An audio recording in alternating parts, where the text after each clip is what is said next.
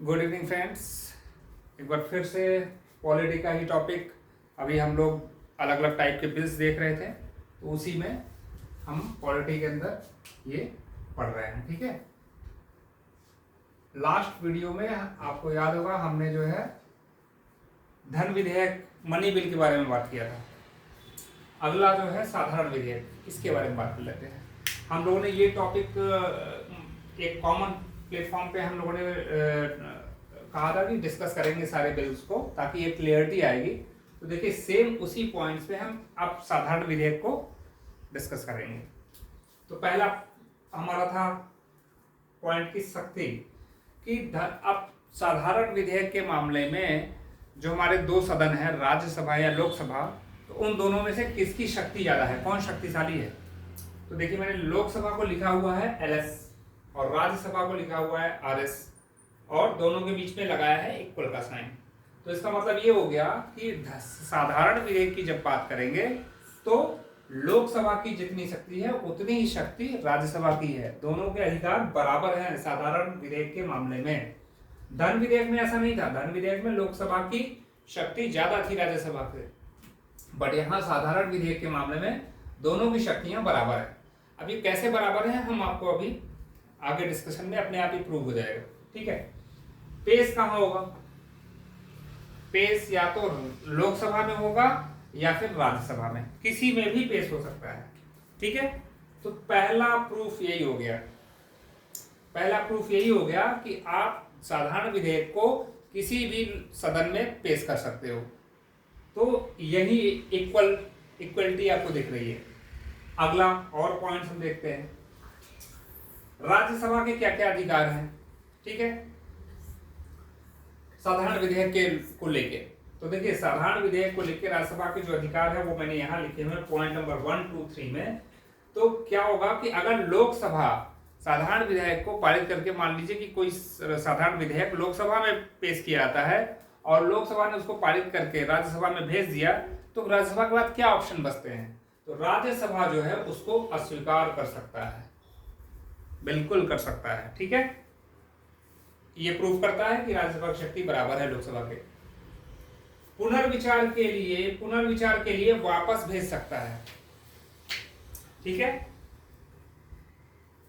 पुनर्विचार के लिए वापस भेज सकता है। और क्या कर सकता है? 6 माह तक इसे अपने पास रोक सकता है। 6 माह तक अपने पास रोक सकता है।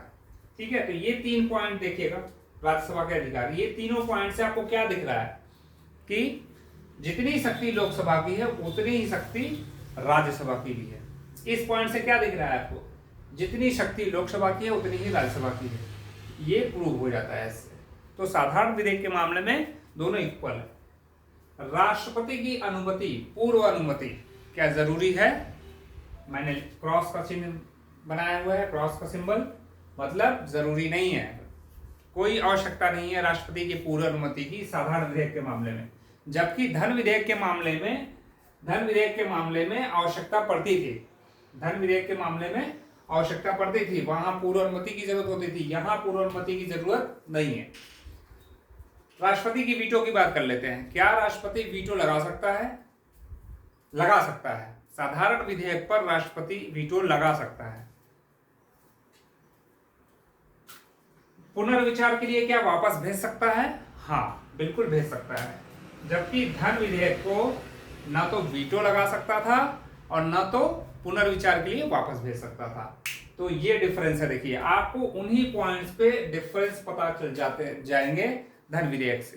ठीक है, संयुक्त अधिवेशन अगला क्राइटेरिया हमारा। संयुक्त अधिवेशन जो है क्या बुलाया जा सकता है? बिल्कुल बुलाया जा सकता है। यस, संयुक्त अधिवेशन बुलाया जा सकता है। किस केस में? अगर साधारण विधेयक के मुद्दे पर राज्यसभा और लोकसभा के बीच कॉन्फ्लिक्ट हो जाए तो संयुक्त अधिवेशन बुलाया जा सकता है। धन विधेयक के केस में संयुक्त अधिवेशन नहीं बुलाया जा सकता। तो देखिए ये साधारण विधेयक को लेके हमने सारे पॉइंट्स क्लियर कर दिए हैं।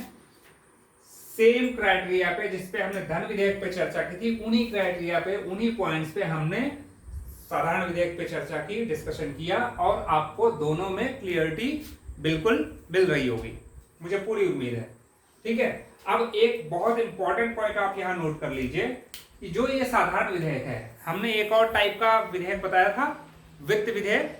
वित्त विधेयक में के दो प्रकार होते थे, टाइप 2 और टाइप 1। तो जो टाइप 2 है, टाइप 2 वित्त विधेयक है, ठीक है, वित्त विधेयक, वो इक्विवेलेंट है इसके सारे जो है तथ्य, सारी प्रक्रिया ऐसी ही है जो साधारण विधेयक की है। ठीक है, तो इस पॉइंट को आप नोट कर लोगे तो आपका टाइप 2 वित्त विधेयक अपने आप ये भी इसमें कवर हो गया।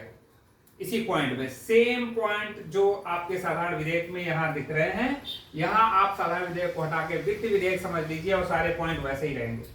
तो आपने वित्त विधेयक सेकेंड टाइप का ये भी देख लिया इसमें, इसी टॉपिक में। अलग से पढ़ने की कोई जरूरत नहीं, सब इक्वल है, सब कुछ इसके जैसा ही है, पूरी प्रक्रिया ऐसे ही है। तो आपके दो विधेयक एक ही टॉपिक में तैयार हो गए।